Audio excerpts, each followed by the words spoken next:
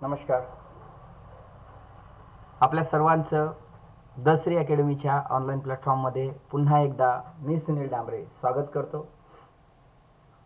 मित्रांनो, आज आपण 1.5 हिज फर्स्ट फ्लाईट म्हणजे त्याचे पहिले उड्डाण हे बघणार आहोत.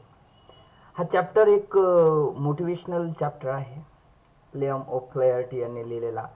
आणि या चॅप्टरमध्ये एवढं काही विशेष आहे. हा चॅप्टर आपल्याला बरंच काही शिकवून जातो. तो चॅप्टर नेमका आपल्याला काय शिकवणार आहे हे आपण या चॅप्टर वाचल्यानंतर आणि समजल्यानंतरच आपल्याला लक्षात येईल. सो पहिल्यांदा आपण चिटचॅटमध्ये बघूयात काय सांगितलेलं आहे. So from the group of 5, okay, remember your past days and share with your friends about the memories of your first day at school or your first attempt at cooking. So इथं पाच पाच मुलांचं शाळेमध्ये group करायचा किंवा तुमच्या friends असलं तर. आता आपण ऑनलाईन प्लॅटफॉर्मवर आहोत, आपण काही ग्रुप करू शकत नाही. बट तुम्हाला इथं आहे ना, रिमेंबर युअर पास्ट डेज म्हणजे तुम्हाला तुमच्या पास्ट डेज म्हणजे भूतकाळातील दिवस तुम्हाला आठवायचे आहेत आणि ते तुमच्या मित्रांसोबत तुम्हाला शेअर करायचे आहेत. आता इथं ऑनलाईन प्लॅटफॉर्मला तुम्हाला एक सजेशन देतो मी. आपल्या या व्हिडिओच्या खाली तुम्हाला एक कमेंट बॉक्स म्हणून दिसणार आहे. त्या कमेंट बॉक्समध्ये तुम्ही तुमचे पास्ट डेज हे शेअर करू शकता आणि ते सर्व तुमचे मित्र वाचतील with your friends about memories. आणि तुमच्या ज्या काही आठवणी आहेत, कोणत्या आठवणी बरं तुम्ही आठवण सांगायची आहे. तुमच्या शाळेचा पहिला दिवस, प्रत्येकाचा शाळेचा पहिला दिवस हा खूप महत्त्वाचा असतो आणि आतमधून फार घाबरलेलो असतो आपण. I remember that my first day at my school. Murarka हायस्कूलमध्ये माझा पहिला दिवस फार म्हणजे एक वेगळा अनुभव होता तो. सो तुम्हाला तसा तुमचा अनुभव शेअर करायचा आहे. ओके. आणि सगळ्यात महत्त्वाचं your first attempt at cooking. आणि जेवण बनवताना तुम्ही जर काही पहिलं काही बनवलं असेल तर तो सुद्धा तुम्हाला शेअर करायचा आहे. You have to share your first day, first experience, your experience of first day at your school and your first attempt at cooking. Okay. कुठलाही एक सांगितला तरी चालेल. खाली कमेंट बॉक्समध्ये मला लिहून पाठवा, ठीक आहे. What role did your friends siblings play to help to overcome your fears. तुमच्या आईवडिलांचं, तुमच्या भावंडांचं काय महत्त्वाचं योगदान आहे, काय योगदान आहे तुम्हाला त्या भीतीमधनं. आता ऑब्वियस आहे, शाळेत जाणं किंवा काही करणं म्हणजे पहिल्यांदा भीती वाटते आणि भीतीपोटी काही गोष्टी आपल्याला काय होतात, चुकीच्या होतात. ज्या गोष्टी करायला तुम्हाला भीती वाटेल ती गोष्ट तुमची नेहमी चुकण्याची शक्यता जरा जास्त असते, ठीक आहे. सो इथं खाली दिलेलं आहे काय, are there any situation when you get afraid. काय तुमच्या आयुष्यामध्ये अशी कुठली सिच्युएशन होती का जिथं तुम्ही घाबरला होता म्हणून. आता जर तुम्ही नाही म्हणणार तर असं होऊ शकत नाही, कारण आपल्या आयुष्यामध्ये एक ना एक सिच्युएशन तरी अशी बनते की जिथं आपण घाबरलेलो असतो आणि ती सिच्युएशन तुम्हाला लिहायची आहे या ठिकाणी, ठीक आहे. आणि हे तुम्हालाच लिहायचं आहे. दुसरा प्रश्न आहे, how will you react if you had to travel alone. तुम्ही कशा प्रकारे रिॲक्ट केलं होतं जेव्हा तुम्ही ट्रॅव्हल म्हणजे तुम्ही एकट्यानं जेव्हा प्रवास केला होता तेव्हा तुमची प्रतिक्रिया काय होती, असं हे तुम्हाला लिहायचं आहे. तुम्ही घाबरला होतात का पहिल्यांदा ट्रॅव्हल करताना. तिसरा आहे त्याच्यामध्ये प्रश्न, how will you react if you had to stay alone at home. जेव्हा तुम्ही घरामध्ये एकटे असता तेव्हा तुम्ही कशा प्रकारची प्रतिक्रिया करता. आता हे घरामध्ये एकटे असताना आपल्याला माहिती आहे आपण फार घाबरलेलो असतो किंवा काही जण घाबरलेले नसतात. ते मस्त आरामात घरी मस्त टी व्ही लावतात आणि आपला बस व्हिडिओ बघणं सुरू, एखादी मूवी वगैरे बघणं सुरू, किंवा पॅरेंट्स घरी नसले म्हणजे कम्प्युटरवर किंवा मोबाईलवर व्हिडिओ गेम्स किंवा गेम्स खेळण्यात. आजकाल तर फार माहोल केला होता पबजीनं या 2020मध्ये आणि पबजीचं नाव डुबवलं आपल्या कोरोनानं. पबजीपेक्षा आपला कोरोनाला फेमस झाला. असो, that was joke. Okay. So चौथा प्रश्न आहे, what would you do if you were lost in a new city. हा तर जरा जास्तच महत्त्वाचा प्रश्न आहे. तुम्ही काय कराल बरं जेव्हा तुम्ही एखाद्या नवीन शहरामध्ये आहे ना तुम्ही हरवलात, तेव्हा तुम्ही काय करणार आहात. एखादं नवीन शहर आहे, माझा एक अनुभव सांगतो मी तुम्हाला. When I was in Hyderabad, मी हैदराबादला होतो at that time. I was in Kota. Koti म्हणून तिथे एक स्टेशन आहे, कोटी म्हणून. आणि मुळात मी त्या एरियामध्ये आहे ना, असा कन्फ्यूज झालो होतो की नेमकं कुठं जायचं काही समजत नव्हतं. आणि हैदराबादला गेल्यानंतर तुमच्या नक्कीच लक्षात येईल that Telugu language that is written on the bus and that you didn't understand the bus properly, which is route we have to take or which route we have to get to our destination. म्हणजे आपल्याला कुठला route घ्यायचा आहे, आपल्या डेस्टिनेशनला आपल्याला कुठे पोहोचायचं आहे ना, हे त्याच्यावर पूर्ण जलेबी जलेबी काढलेली असते. आणि आपल्या मराठी माणसांची ते एक खासियत आहे, ती जलेबी पाहिली की आपल्याला पहिला समजत नाही. आणि दुसरा महत्वाचं त्याच्यामध्ये समजण्याचं होतं ते म्हणजे त्या बसवर आकडे होते. म्हणजे 416 ही बस जात होती, 7520. आता आमच्या याची 520 ही बस होती. ठीक आहे. सो नंबर माहिती असणं आवश्यक. आणि एखाद्या नवीन शहरामध्ये हरवलो तर मग आपल्याला इंटरनेट बराच आपल्याला हेल्प करते. सो त्यावेळेला माझी मदत कोणी केली होती सांगू का? आम्ही मोबाईलवर बघितलं की मला UK गुडा क्वार्टर्सला जायचं आहे. सो ॲट दॅट टाईम मी चेक केलं नेटवरून आणि मला 520 नंबरची बस जी दिसली त्या बसमध्ये मी पहिले बसलो आणि त्यांना तिकीट मागितलं. तिकीट मिळालं मला, ऑब्वियस मी पोहोचलो सुद्धा. असं नवीन शहरामध्ये गेल्यानंतर आपले वेगवेगळे अनुभव येतात. असेच माझे बरेच अनुभव बऱ्याच शहरामध्ये, पुण्यामध्ये, मुंबईमध्ये, त्यानंतर हैदराबादमध्ये, गोव्यामध्ये, नागपूरमध्ये, बऱ्याच ठिकाणी असे माझे अनुभव मला आलेले आहेत. तुमच्या बाबतीतला अनुभव तुम्हाला सांगायचा आहे, that you have to return over here. या ठिकाणी तुम्हाला लिहायचं आहे. पुढे बघूयात आपण. काय आहे की या ठिकाणी कम्प्लीट द फॉलोइंग टेबल. अतिशय बघा, अभ्यास करताना फार असं चिंतेत अभ्यास करायचं असं मुळातच नाही आहे. अभ्यास करताना जेवढा तुम्ही फ्री माइंड ठेवाल तेवढाच तुमच्यासाठी खूप जास्त फायदेशीर असेल. अँड काय आहे, बरेच 10व्या वर्गाची मुलं काय करतात मी तुम्हाला आता सांगतो बघा. एक्सरसाइज, क्वेश्चन आन्सर, मस्त डायजेस्ट मधनं पाठ, डायरेक्ट पाठ. वा किती प्रश्न पाठ करणार? प्रश्नाचं उत्तर पाठ करणे ही पद्धत सपशेल चुकीची आहे वर्ग 10व्याच्या मुलांसाठी, मी स्पष्ट सांगत आहे. मग याच्यावर उपाय काय आहे? शिक्षक तुम्हाला एक्सरसाइज लिहून देतात आणि मग तुम्ही पाठ करता. नाही नाही, मी ते पद्धत चुकीची ठरवत आहे. मी शिक्षकांना चुकीचं ठरवत नाही आहे. शिक्षक आपापल्या पद्धतीने आपापल्या विद्यार्थ्यांना पाहिजे त्या पद्धतीनं चांगलंच गाईडलाईन करत असतात. आणि कुठलाही शिक्षक हा विद्यार्थ्याचं अहित कधीच विचारही त्याच्या विचारातही नसते ती गोष्ट. ठीक आहे. सो मी खास करून आपल्या मुलांसोबत बोलत आहे आणि त्यांना मी सांगत आहे की पाठांतराची पद्धत आहे ना ही चुकीची आहे. सो त्याच्यासाठी आपल्याला काय करावं लागेल बरं? आपल्याला आहे ना, आपल्याला पॅसेजेस येतात. सीन पॅसेजेस म्हणजे काय? हे आपल्याला पाठातले पॅसेजेस येतात. आणि अनसीन पॅसेजेस म्हणजे काय? म्हणजे आपल्या पुस्तकातले पॅसेजेस येतात. हे जे पुस्तक तुम्हाला दिसत आहे हे म्हणजे सीन पॅसेज. आणि unseen passage, what is mean by unseen passage? जे पॅसेज तुम्ही कधी वाचलेले नसतील ते अनसीन पॅसेज. बरं, पॅसेज सीन असो अथवा अनसीन असो, तर you have to able to. कशासाठी एबल पाहिजे तुम्ही? तर तुम्हाला प्रश्नाचे उत्तर, त्यातल्या विचारलेल्या प्रत्येक प्रश्नाचं उत्तर तुम्हाला यायला पाहिजे. मग कसं काढणार? त्याच्यासाठी आपल्याला कंप्लीट 100% इंग्रजी समजत असली तर गोष्ट वेगळी आहे की आपल्याला त्याच्या प्रश्नाचे उत्तर नक्की काढता येतील. बट त्याच्यातही थोडं चॅलेंजिंग आहे. पण मी तुम्हाला कॉम्प्रिहेन्शनची खूप चांगल्या ट्रिक सांगणार आहे. ज्या ट्रिक की UPSCच्या CSATचा पेपर सोडवताना किंवा राज्यसेवेचा MPSCचा पेपर असतो त्याला CSATला कॉम्प्रिहेन्शन असते, मराठी इंग्लिश कॉम्प्रिहेन्शन, ते सोडवताना ज्या काही ट्रिक्स आहेत फार सोपी सोपी ट्रिक आहेत आणि अमेझिंग ट्रिक आहेत. तुमचं एक्झॅक्ट आन्सर निघणार आणि ते आन्सर चुकीचंच नसणार.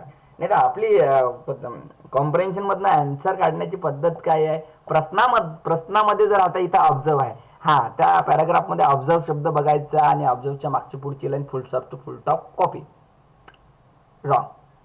ते उत्तर असेल असं कशावरून? तो शब्द तो कुठेही वापरू शकतो ना आपण. सो ही जी पद्धत आहे कॉम्प्रिहेन्शनची हे मी तुम्हाला शिकवणार आहे, याच ऑनलाईन प्लॅटफॉर्मवर शिकवणार आहे. तसं तर क्लासमध्ये आपण शिकतो, परंतु कोरोनामुळे आता आपले क्लासेस पूर्ण ऑनलाईन झालेले आहेत, त्यामुळे आपण ऑनलाईनच शिकणार आहोत. कॉम्प्रिहेन्शन सॉल्व करताना त्याची प्रॅक्टिस करणं आवश्यक आहे. आणि माझं लिहिलेलं कॉम्प्रिहेन्शनवर एक पुस्तक आहे जे की मी तुम्हा वर्ग 10व्याचा जो व्हॉट्सअप ग्रुप आहे त्या ग्रुपला पाठवलेला आहे. ऑनलाईन व्हिडिओ बघताना कोणाला जर माझं पुस्तक पाहिजे असेल, कॉम्प्रिहेन्शन, इंग्लिश कॉम्प्रिहेन्शन, आणि त्याच्या खूप सोप्या सोप्या ट्रिक्स, सो तुम्ही काय करा, मला व्हॉट्सअप करा नंबर किंवा मला कॉल करा. माझा कॉन्टॅक्ट नंबर आहे व्हॉट्सअपसाठी 8446909524. हा माझा नंबर आहे. इंग्लिशमध्ये सांगतो 8446999524. या नंबरला मला तुम्ही काय करा, कॉन्टॅक्ट करा. 8446999524. तुम्हाला या नंबर मी तुम्हाला पुस्तक पाठवेल, त्याच्यावरून तुम्ही कॉम्प्रिहेन्शन कसं सोडवायचं तुम्ही वाचून सुद्धा समजू शकाल बरं का. आणि मी सांगितल्यावर थोडा आणखी फरक पडेल, तो भाग वेगळा आहे. बघूया इथं काय आहे, बर्ड आय व्ह्यू म्हणजे अर्थ पण इथं दिलेला आहे. व्ह्यू फ्रॉम समव्हेअर हाय, खूप उंचावरून बघणे. मग तुम्हाला तुमच्या सेंटेन्सेसमध्ये त्याला टाकायचं आहे. बर्ड आय व्ह्यू या इडियम्सला, या म्हणीला तुम्हाला तुमच्या सेंटेन्सला टाकायचं आहे. एखादं सेंटेन्स तुम्हाला स्वतःच बनवायचं आहे. By standing a top of Golconda fort. आता मी हैदराबादला होतो ना, तर तिथे गोलकुंडा फोर्ट होता, तर त्याचंच एक्झाम्पल सांगतो मी तुम्हाला. By standing a top of Golconda fort viewers had a bird of eye view. Viewers had a bird of eye view. हा म्हणजे गोलकुंडा फोर्टच्या टॉपवर जेव्हा आपण जातो तेव्हा आपल्याला बर्ड आय व्ह्यू म्हणजे खूप काही दिसते, पूर्ण हैदराबाद शहरच दिसते त्यामधनं. तुम्हाला तुमचा सेंटेन्स तुम्हाला तिथं टाकायचा आहे. मी सांगितला तो जरी टाकला तरी काही हरकत नाही. दुसरा आहे ॲज फ्री ॲज बर्ड, पक्षासारखं फ्री. पक्षी कसा जिथं मन केलं तिथं उडान भरून जातो, तशासारखा फ्री. आता हे आपल्याला आपल्या याच्यामध्ये टाकायचं आहे सेंटेन्समध्ये. इथं दिलेलंच आहे already. After finishing her exam, तिची जेव्हा परीक्षा झाली, she will be as free as a bird, ती पक्षाप्रमाणे काय झाली, फ्री झाली. त्यानंतर इगल्स आहे म्हणजे his ability to observe something closely. आता इगल हा पक्षी अतिशय उंचावरून उडतो आणि खाली जमिनीवरची एक मुंगी सुद्धा त्याला दिसते इतक्या उंचावरून, म्हणजे त्याची नजर किती तीक्ष्ण आहे ना, ते आपल्याला याच्यावरून समजते. आता बघा, हे तुम्हाला इगल्स आय व्ह्यू हे तुम्हाला जर सेंटेन्समध्ये जर टाकायला लावलं, तर सेंटेन्समध्ये आपण कसं टाकणार आहात. माय टीचर्स, शिक्षकावरून देतो. माय teachers eagle eye is able to spot, my teacher's eagle eye is able to spot the smallest mistake I make.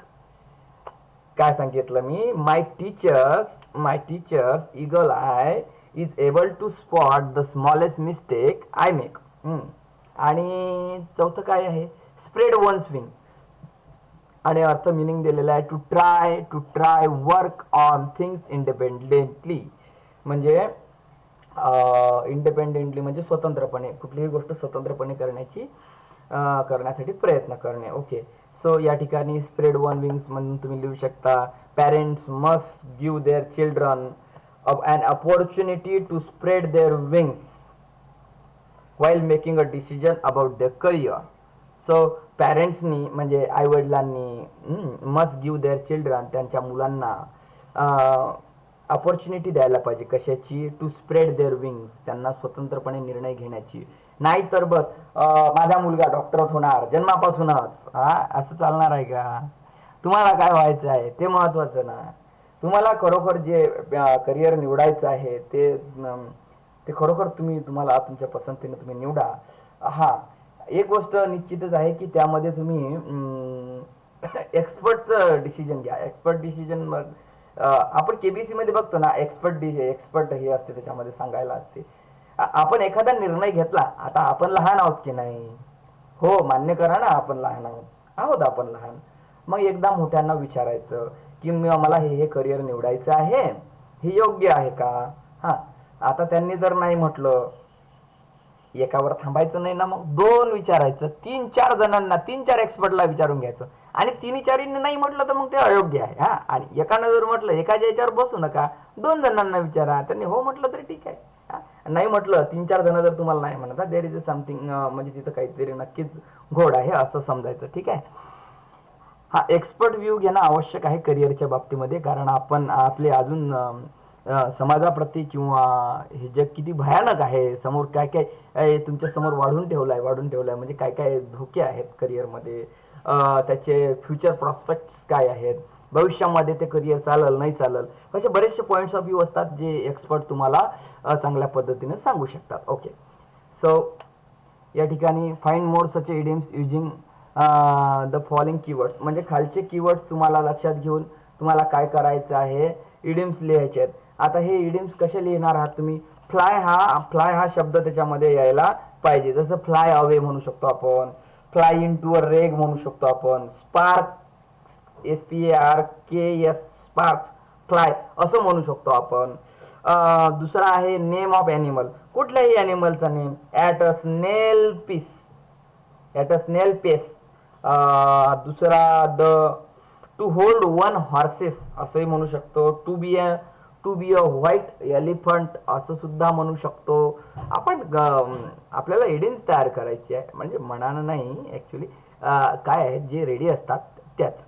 आता पुन्हा आपलं एक इडियम्सवर एक पुस्तक आहे ज्याच्यामध्ये मी तुम्हाला 2230 इडियम्स काढून दिलेले आहेत.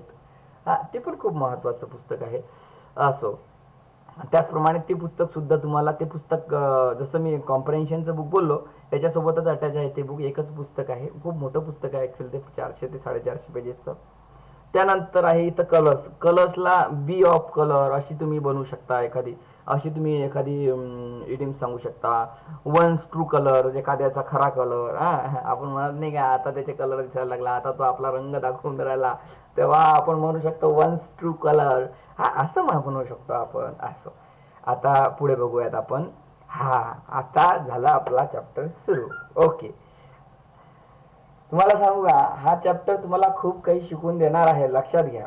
त्याच्या अगोदर बिफोर स्टार्टिंग आपण काय करू, हे जे काही शब्द आहेत इंग्रजीचे, ॲक्च्युली काय आहे, हे शब्दाचे मिनिंग आपल्याला समजणं आवश्यक असतात, याच्यासाठीच हे दिलेले असतात. इथं लेज दिलेला आहे. लेज म्हणजे काय, narrow horizontal shelf projecting of a wall, म्हणजे दगड असते ना, दगडाची जी किनार असते त्याला आपण लेज असं म्हणतो. ब्रिंक म्हणून इथं edge of steep place. Brink म्हणजे इथं काय दिलं आहे, the edge of the steep place. आता ब्रिंकला आपण काठ किंवा तीर असं सुद्धा म्हणतो आपल्या मराठी भाषेमध्ये. इथं दिलेला प्रश्न, what did the young seagull feel, ह्या प्रश्नाचं उत्तर तर तुम्हीच काढणार आहात लगेच आपलं झाल्यानंतर. त्याला कसं वाटत होतं बुवा ते सीगल पक्षाला. सीगल पक्षी म्हणजे कोणता पक्षी, हा समुद्र पक्षी असतो. कोणता पक्षी, समुद्र पक्षी. आता समुद्र पक्षी कसा दिसतो बरं, समुद्र पक्षी हा आपल्या कबुतरासारखाच दिसतो. तुम्ही काय करा, सीगल बर्ड्स असं टाका. काय करा, सीगल बर्ड टाका, तुम्हाला त्या सीगल बर्डचे काय भेटतील, फोटोज बघायला भेटतील. मला टाकून बघू द्या सीगल बर्ड इथं येते का म्हणून. Seagull seagull seagull okay. Seagull bird, okay. Seagull bird बघूयात आपण. आपल्याला सीगल बर्डचं एखादं चित्र तरी बघायला भेटतं का.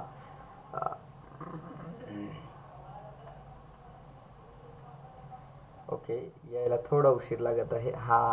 हे बघा, हे आहे सीगल, हा आहे सीगल बर्ड. हे बघा, तुमच्या स्क्रीनवर तुम्हाला सीगल बर्ड दिसत आहेत. ओके, ठीक आहे. चला आता समजून घेऊयात पुढे. श्रील म्हणजे in a loud harsh voice, म्हणजे कर्कश आवाज. अपब्रेडिंग म्हणजे स्कोल्डिंग, डाटणे, रागावणे. स्कीम म्हणजे मूव लाईटली, थोडंसं हलणे जाग्यावरून, जे अबोव सरफेस, तिथल्या तिथंच. Herring a soft fin sea fish. Herring म्हणजे काय आहे, फिन म्हणजे त्याचे पंख चांगले असलेली एक समुद्राची मासोळी आहे. ड्युअर इट अप हंग्रीली म्हणजे भूक लागल्यासारखं खाणे.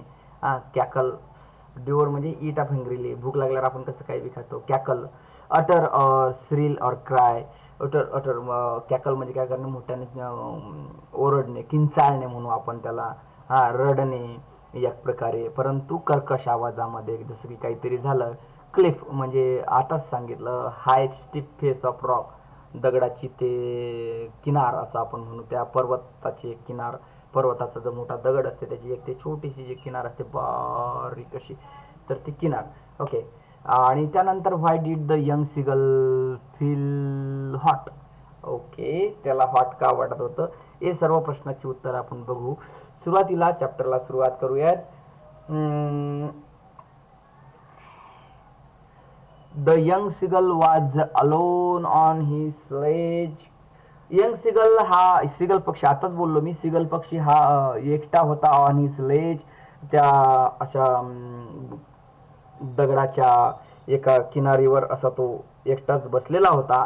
ठीक आहे. हिज टू ब्रदर्स म्हणजे त्याचे दोन भाऊ and his sister had already flown away म्हणजे त्याचे दोन भाऊ आणि बहीण हे ऑलरेडी काय झाले, उडाले. His two brothers and his sister had already flown away. कोणता टेन्स आहे बरं इथं? कोणता आहे? Past perfect tense. ऑब्वियस. आता कसं समजलं? हॅड आला plus phloem V3 past participle. तर हा कोणता टेन्स आला बरं इथं? पास्ट पार्टिसिपल म्हणजे भूतकाळाचा आहे. कोणता आहे? Past participle. ओके, म्हणजे पास्ट परफेक्ट टेन्स आहे तो. सो पुढे the young seagull was alone on his ledge. Young seagull जो आहे तो एकटा होता एका दगडाच्या किनारीवर. His two brothers and his sister had already flown away. त्याचे दोन भाऊ आणि बहीण हे ऑलरेडी उडाले होते. द डे बिफोर, कधी उडाले होते? एक दिवसा अगोदर उडाले होते. He had been afraid to fly with them. तो त्यांच्यासोबत उडायला घाबरला होता. Somehow when he had taken a little run forward to the brink of the ledge and attempt to flap his wings, he became afraid. बघा, he had been afraid, तो घाबरला. to fly with them, त्यांच्या भावा बहिणीसोबत तो उडायला घाबरला. somehow, काही असो, when he had taken a little run, तो जसा थोडासा धावायचा, म्हणजे समोर जसा, बघा, समोर जसा तो थोडासा धावायचा, the brink of the ledge and attempt to flap his wings and become afraid. आणि आपले पंख काय करायचा? तो आपले पंख असा असा असा असा फडफड करण्याचा तो प्रयत्न करायचा आणि घाबरायचा. आणि काय करायचा? घाबरायचा. The great expanse of sea stretch down beneath. आणि त्या पर्वताच्या असं बघा, असा एक दगड आहे, म्हणजे मोठा असा पर्वत आहे दगडाचा, त्याच्या खाली आहे की नाही असं माइल्स म्हणजे 1 ते 1.5 किलोमीटर पर्यंत अशी दरी आहे. आणि तो बिलकुल असा तो तसा तो आता तो हा दगड आहे समजा, या दगडावर तो इथं आला ना, असा यानं खाली बघितलं तर असा खाली काय आहे, या ठिकाणी खाली काय आहे, खाली काय आहे, कपार आहे मोठी 1-1.5 किलोमीटर आणि खाली त्याच्या समुद्र आहे, असं इथं म्हणणं आहे. Somehow when he had taken a little run forward to the brink of his ledge and attempt to flap his wings and he become afraid, तो घाबरायचा. The great expanse of sea stretched down beneath, खूप खाली होते दूरवर, and it was such a long way down, आणि तो खूप खोलवर होती ते दरी.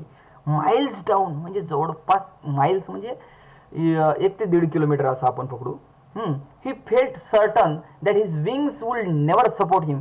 आणि त्याला असं वाटायचं की त्याचे जे पंख आहेत ना, कोणाचे पंख? त्या सिगल पक्षाचे, ते त्याला सपोर्टच करणार नाहीत. So he bent his head and run away back to a little hole under the Lay's.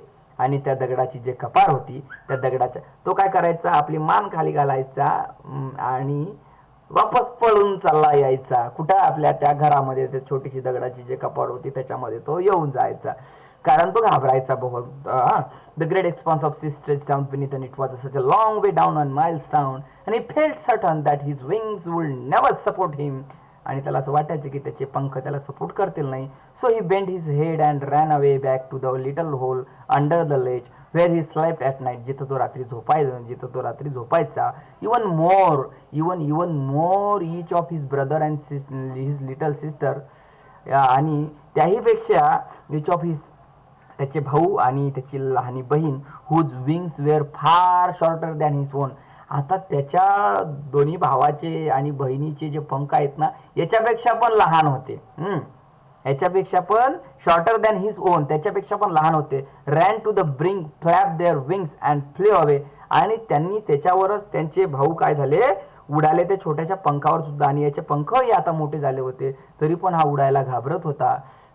Flap their wings and flew away. त्याचे भाऊ उडाले होते ना पहिल्याच दिवशी, अगोदरच्या दिवशी आपण बघितलं ना स्टार्टिंगच्या ओळीमध्ये. He fail to muster off the courage. तो आपल्या आतमधलं मस्टर अप म्हणजे एकवटणे काय आतमधनं करेज, धैर्य एकवटणे. आता मस्टर ऑफ करेज हे आपल्याला थंडीच्या दिवसामध्ये याचा चांगला प्रत्यय येतो. जसं आपण थंडगार पाणी आहे थंडीच्या दिवसामध्ये आंघोळ करायची आहे, तेव्हा तेव्हा आपण काय करतो, सगळं धाडस एकत्र करतो, muster off courage.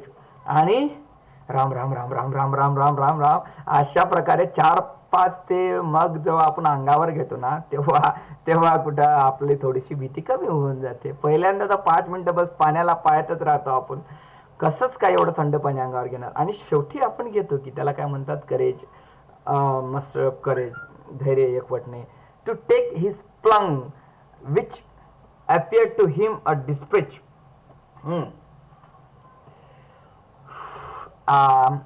He failed to muster up courage to take that plunge which appeared to him so desperate. His father and mother had come around calling to him shrilly, upbraiding him. आणि त्याचे आई आणि बाबा, त्या सिगल पक्षाचे आई आणि बाबा, his father and mother had come around, त्याच्या आजूबाजूलाच होते, ते त्याच्या आजूबाजूला आले. अँड कॉलिंग हिम, त्याला बोलवत होते. In a loud and harsh voice, त्याचे आई वडील त्याला श्रीली म्हणजे खूप मोठ्याच्या आवाजामध्ये त्याला बोलवत होते आणि त्याला रागावत होते. अपब्रेडिंग म्हणजे काय करणे, रागावणे. उड रे, आपण नाही का आपण जर काही काम केलं नाही तर आपली आई नाही का आपल्यावर रागावत, तसे त्याचे आई वडील त्याच्यावर रागात होते. थ्रेटनिंग हिम, त्याला धमकी सुद्धा देत होते. थ्रेटनिंग म्हणजे काय, धमकी सुद्धा देत होते. थ्रेटनिंग म्हणजे धमकी देणे. अपब्रेडिंग म्हणजे रागावणे. श्रीली म्हणजे मोठा कर्कश आवाज, कर्कश म्हणजे मोठ्या आवाज करणे.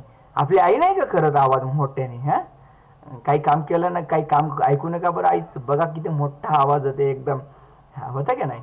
Okay, so to let him stay on his ledge unless he flew away, but for a life on of him he could not move. त्याला उपाशीच ठेवू आपण. द लेट हिम स्ट्रेव म्हणजे त्याला काय करणे, उपाशी ठेवणे. ऑन हिज लेज अनलेस, जोपर्यंत तो उडत नाही तोपर्यंत त्याला अन्नच द्यायचं नाही, असं त्याच्या आईवडिलांनी ठरवलं. बट फॉर द लाईफ, कारण परंतु त्याच्या जीवनासाठी, ही कुल्ड नॉट मूव्ह, त्याने हलायला नाही पाहिजे. That was 24 hours ago. आणि but for the life of him, त्याच्या आयुष्यासाठी, ही कुड नॉट मूव्ह, त्याला तर उपाशी ठेवायचं होतं, कारण तो जोपर्यंत उडत नाही तोपर्यंत त्याचे आई वडील त्याला कुठल्याच प्रकारचं अन्न देणार नव्हते, आता असं त्यांनी ठरवलं होतं. So that was 24 hours ago, ही 24 तासा अगोदर. Since then nobody had come near him, मागच्या 24 तासापासून त्या सिगल पक्षाजवळ ना, त्याचे बहीण आले, त्याचे भाऊ आले ना, त्याचे आई वडील आले, कोणी त्याच्या जवळ आलं नाही. The day before, all day long, त्या दिवसा अगोदर, त्याच्या अगोदरच्या दिवसा अगोदर आणि पूर्ण दिवस, he had watch his parents flying about with brother and sister. तो बघत होता, तो सिगल पक्षी बघत होता त्याच्या पॅरेंट्सला आणि त्याच्या भावांना, त्याच्या बहिणींना. परफेक्टिंग देम, त्याचे आई वडील त्याच्या भावा बहिणींना उडणं शिकवत होते. Perfecting them in the art of the flight, कसं उडायचं असं शिकवत होते त्याचे आई वडील त्याच्या भावा बहिणींना. Teaching them how to skim म्हणजे पाण्यामध्ये कशा प्रकारे डाव मारायची. The waves and how to dive for fish कशी पकडायची, हे सर्व शिकवत होते त्याचे आई वडील त्याच्या भावा बहिणींना. आणि हे सगळं तो त्या दगडावर बसून पाहत होता एकदम, परंतु त्याची हिंमत नव्हती उडायची. त्याला काय वाटायचं, मी उडलो तर खाली इतकी मोठी कपार आहे, मी खाली जाऊन पडेल आणि मरेल, असा त्याचा अंदाज होता. So he had in fact seen his older brother catch his first herring and devour it's standing on a rock. आता डिवोर म्हणजे काय होते माहिती काय, अधाशीपणे. म्हणजे in fact seen his older brother, त्यानं त्याच्या भावांना बघितलं. अधाशीपणे, ईट अप हंग्रेली, डिवोर म्हणजे ईट अप हंग्रेली. अधाशीपणे म्हणजे काही बी भूक लागल्यावर कसं आपण धसं काही पण खातो, सो तशा प्रकारे. Seen his brother catch his first herring, त्याने जेव्हा आपली फर्स्ट हेरिंग म्हणजे त्यानं जेव्हा आपली पहिली फिश पकडली, त्याच्या भावाने. तेव्हा त्यानं अधाशीपणे खाल्ली. म्हणजे एकदम जसं पहिलं काही बनवलं आपण नाही का, आपल्या आजची एखादी भाकरी बनवली की कसं आपण गुपचूपपणे मस्त खाऊन टाकतो, नाही तसं तर आपण भाकर फारशी खात नाही, पोळ्यावरच जास्त आपला ताव असतो असं. It standing on a rock while his parents circle around raising a proud cackle. आणि ऑन अ रॉक तो दगडावर होता, व्हाईल हिज पॅरेंट्स आणि त्याचे जे पॅरेंट्स होते हे त्याच्या आजूबाजूला गोल काय करत होते, अराउंड रेझिंग अ प्राऊड कॅकल, त्याच्या बाजूला काय करत होते ते त्याच्यावर शाबासकी देत होते. अटर श्रील काय म्हणजे ओरडत होते. And all the morning the whole family had walk about on the big plateau midway down the opposite. आणि अँड ऑल द मॉर्निंग त्या पूर्ण सकाळी द होल फॅमिली पूर्ण फॅमिली हॅड वॉक कुठं चालत गेली अबाउट अ बिग प्लॅट्यू एका मोठ्या दगडावर मिडवे मधामध्ये down the opposite cliff taunting him for the cowardice. आणि एका त्याच्या त्या तो जो सिगल पक्षी होता त्याच्या समोर असलेल्या एका म्हणजे एकदम समुद्राच्या मधोमध एक मोठा दगड होता, त्या दगडावर जाऊन ते त्याची भाऊ बहीण आई असे बसले होते.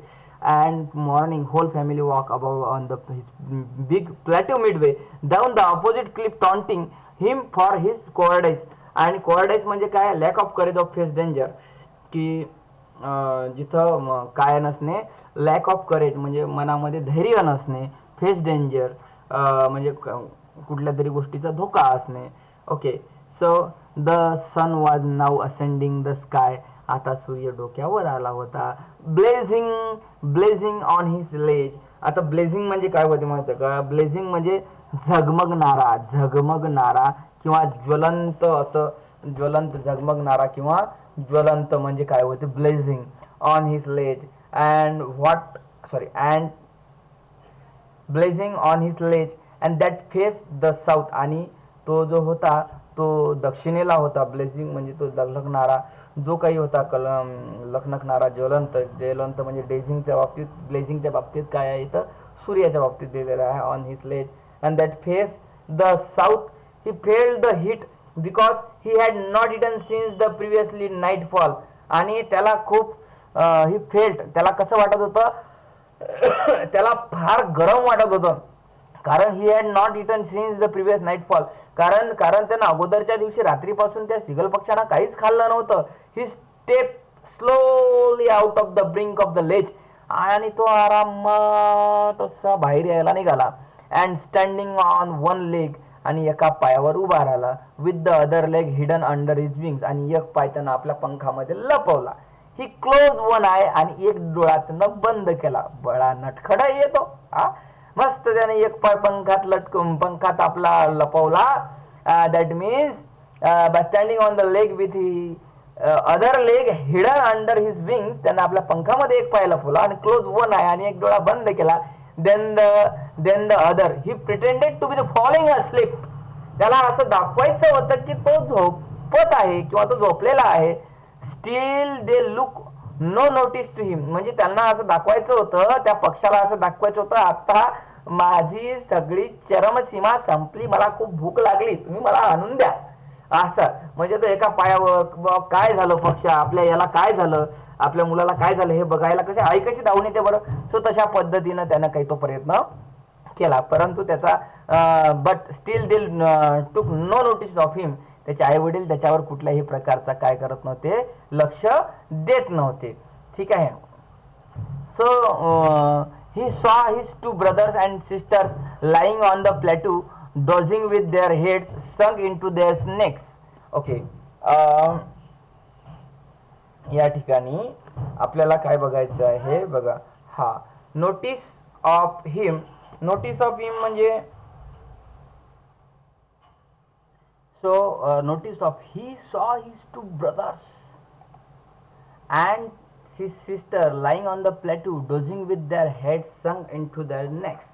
आणि त्याने बघितलं, काय बघितलं बरं, त्याच्या दोन भावांना आणि बहिणींना कुठं, त्या प्लॅटूवर, त्या मधातल्या दगड मिडवे मध्ये सांगितलं होतं तर दगड आहे समुद्रामध्ये, त्याच्यावर ते काय करते डोझिंग. डोझिंग म्हणजे नेमकं काय होते, डुलकी देत होते त्याचे भाऊ बहीण. पाण्यामध्ये काय करत होते, आपली मान घालत होते. Dozing with their head sunk into their necks, पाण्यामध्ये आपली चोच टाकत होते. So his father was preening the feathers preening preening म्हणजे काय, तर त्याचे वडील काय करत होते, त्याचे फिदर्स म्हणजे पंख साफ करत होते. इथं दिलेलं आहे preening making and efforts to clean the feathers with the beak. चोचीनं त्याचे वडील, त्याचे म्हणजे त्याच्या भावाचे, त्याच्या बहिणीचे वडील म्हणजे ऑब्वियस त्याचे सुद्धा वडील काय करत होते, त्यांचे चोचीनं पंख साफ करत होते. The feathers on his white back. White back त्यांचे पांढऱ्या कलरचे जे पंख आहेत ते. Only his mother was looking at him. फक्त त्या सिगल पक्षाची आई मात्र त्याच्याकडे बघत होती, त्या भुकेला पक्षाकडे म्हणजे आपल्या सिगलकडे. हा, आईच बघत असते रे, आईच बघत असते. आईशिवाय दुसरं कोणी बघणार नाही. हा, okay. Only his mother was looking at him, and she was standing on a little high hump. आणि and uh, and she was standing on a little high hump on the plateau. म्हणजे त्याची आई जी आहे हे कुठं बसलेली होती, standing उभी होती, on a little high hump. म्हणजे हम्पचा अर्थ काय, रेज मास ऑर लँड, एक जमिनीच्या तुकड्यावर म्हणजे उंचावर त्याची आई बसलेली. ऑन द प्लॅटू, त्या प्लॅटूवरच उंचावर त्याची आई बसलेली होती. Her white breast thrust forward, her white breast thrust forward, and now and again she tore at a piece of fish and that lay at her feet, and then scraped each side of her beak on the rock and the side of the food maddened him, and how he loved to tear the food that way. बघा काय आहे इथं. Then सीटवर ते तिथं बसलेली होती की ती थोडी समोर आली. White breast thrust forward and now and again she tore piece of fish. तिनं मासा घेतला, टोर म्हणजे त्याला फाडला. That lay at her feet, आणि आपल्या पायाजवळ टाकला. अँड देन स्क्रॅप आणि काय करून राहिली, त्याला रब करून राहिली होती म्हणजे घासणे. इच साईड ऑफ हर बिक, आणि आपल्या चोचीला म्हणजे काय करणे, त्याला चोचीला काय स्क्रब करणे म्हणजे पक्ष्यांमध्ये बघा स्क्रब करत असतात चोचीला. कशासाठी, तर ते काय होणार आहे, आपण नाही का आपले नाईफला पाजवतो आपण, त्याला धार लावतो, सो त्या प्रकारे पक्ष्यांमध्ये काय करतात, रब करतात, त्याला स्क्रॅप सुद्धा असं सुद्धा म्हणतात. इच साईड ऑफ हर बिक, त्याची आई असं करतो. On the rock on the side of the food maddened him, आणि तिच्या on the side of the food maddened him, and how he love to tear food, आणि त्याला कसं ते अन्न आवडायचं. That way scraping his beak now and again to whet it. आणि ते जे चोच आहे ते चोच तो काय करत होता,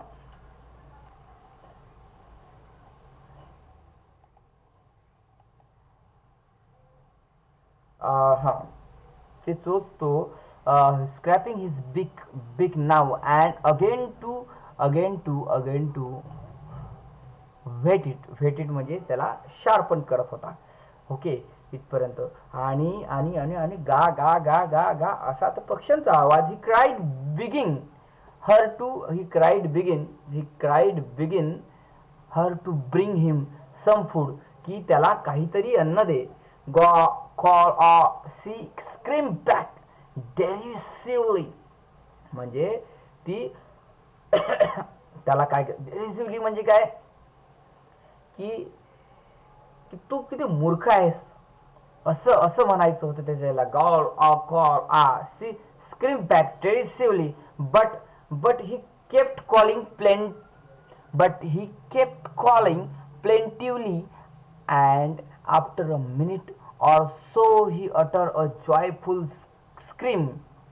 आणि but he kept calling plaintively, म्हणजे तो दुःख प्रकट करत होता. अँड आफ्टर अ मिनिट, आणि काही मिनिटानंतर, और सो ही अटर, आणि काही वेळेनंतर तो बोलला. A joyful scream. His mother had pick up a piece of fish and was flying across to him. आता तो त्या फार आनंदित झाला, कारण त्याच्या आईनं एक फिशचा तुकडा घेतला आणि त्याच्याकडे उडान भरलं. And across to him with it, and he lean out eagerly, आणि तो अशी म्हणजे अशी वाट बघत आहे आता कधी अन्न येते. Eagerly and tapping the rock with his feet, आणि तो टॅप करत होता सुचीनं कशाला, विथ हिज फीट पायाजवळ. Trying to get nearer to her as she flew across, आणि प्रयत्न करायचा की कधी आई जवळ त्याला अन्न देते. But but when she was just opposite to him, जेव्हा त्याची आई एक बिलकुल त्याच्या अपोजिटला होती, विरुद्ध बाजूला होती, सी हाल्टेड, ती थांबली, हर विंग्स मोशनलेस, तिनं उडान थांबवलं, and the piece of fish in her beak, आणि तिच्या चोचीत असलेली जे फिश आहे almost within reach of his beak, त्याच्या चोचीमध्ये पोहोचणारच होती. He waited a moment in a surprise, आणि तिथं एक त्याला आश्चर्याचा धक्काच बसला. काय? Wondering why she did not come near, त्याला त्याला आश्चर्य होतं की का आई जवळ येत नव्हती. And then maddened by hunger, आणि त्याला खरोखर खूप भूक लागली होती. He dive at the fish with a loud scream, he fell outward, त्याने डाईव्ह सुद्धा घेतली, लाऊड स्क्रीम, तो आवाज सुद्धा करायचा. ही फेल आउटवर्ड्स अँड डाऊनवर्ड, तो मागे यायचा पुढे जायचा, इंटू अ स्पेस, मागे यायचा पुढे जायचा, मागे यायचा पुढे जायचा, पण त्याची उडान भरण्याची काही काय नव्हती. त्याला फार भीती वाटत होती. With a loud scream he fell outwards and downward into a space. Okay, then a monstrous terror seize, monstrous म्हणजे काही धक्कादायक एकदम, monstrous terror seize him and his heart stood still, आणि त्याला कशाचा तरी धक्का म्हणजे उडाणाचा धक्का बसायचा आणि तो शांत राहायचा. ही कुड हिअर नथिंग, त्याला बस काही ऐकायला आलं नाही. But it only last a minute, आणि त्याला शेवटच्या मिनिटाला, the next moment he failed his wings spread outward, आणि पुढच्या क्षणाला त्यानं आपले पंख असे बाहेर पसरवले. And the wind rush against his breast feather, and the wind rush against his breast feather, आणि हवेसोबत आपले काय केले त्यानं पंख असे फडफडायला सुरुवात केली. And wind rush against his breast feathers, and then under his stomach and against his wings, and he could feel the tips of his wings cutting through the air, and he was not falling head on now.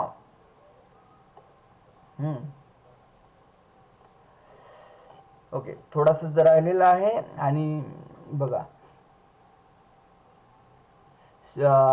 He was इथपर्यंत होतो आपण I think. But in the only lasted minute, the next moment he felt his wings spread outward, पुढच्या क्षणाला त्याने त्याचे पंख पसरवले. The wind rushed against his breast feathers, आणि आपल्या काय केलं, छात्याजवळ असे त्याने फडफड केले. Then the under his stomach, कधी अंडर his stomach म्हणजे पोटाजवळ, त्याने अगेन्स्ट हिज विंग्स म्हणजे तो फडफडत होता आपले पंख. He could feel the tips, त्याला असं जाणवत होतं ऑफ हिज विंग्स, त्याचे जे पंख आहेत, कटिंग थ्रू द एअर, हवेनं कापलेले आहेत. He was not falling headlong now, तो आता he was not falling headlong now, तो आता डोक्यावर पडत नव्हता. He was soaring gradually.